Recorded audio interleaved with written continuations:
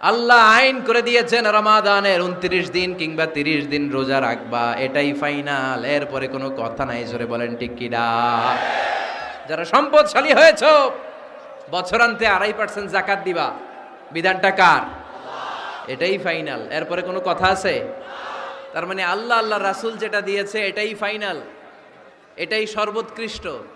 এর চেয়ে উৎকৃষ্ট আর ভালো হতে পারে না, এটাই শ্রেষ্ঠ। এক সাহাবী বলল, আসুম উদ্দাহার, আমি সারা বছর রোজা রাখবো, রোজা ভাঙবো না।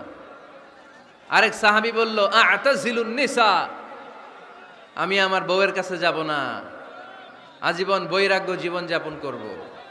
আরেক সাহাবী বলল, উসল্লি লাইলা কুল্লাহ, সারা রাত তাহাজ্জুদ পড়ব, ঘুমাবো না। এই কথা শুনে বিশ্বনবী রেগে গেলেন। বিশ্বনবী বললেন, কে কে বলেছে এই কথা যে সারা বছর রোজা রাখবে, সারা রাত তাহাজ্জুদ পড়বে, স্ত্রীর কাছে যাবে না? ইন্নী আখশাকুম লিল্লাহি ওয়া আতকাকুম লাহু, নিশ্চয় আমি তোমাদের চাইতে আল্লাহকে বেশি ভয় করি। আমি বিশ্বনবী সবচেয়ে বড় মুত্তাকি, আমি বিশ্বনবী সবচেয়ে বড় বুজুর্গ, আমি বিশ্বনবী সবচেয়ে বড় আল্লাহওয়ালা।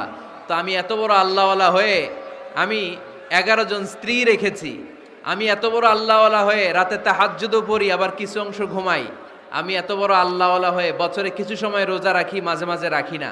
তো আমি ব্যালেন্স করে জীবন ধারণের পরে আমার আল্লাহওয়ালাগিরিতে কোনো সমস্যা হয় নাই, আমার নবী হতে সমস্যা হয় নাই। তোমাদের সমস্যা হলো কেন? তোমরা কোত্থেকে এটা শিখেছো?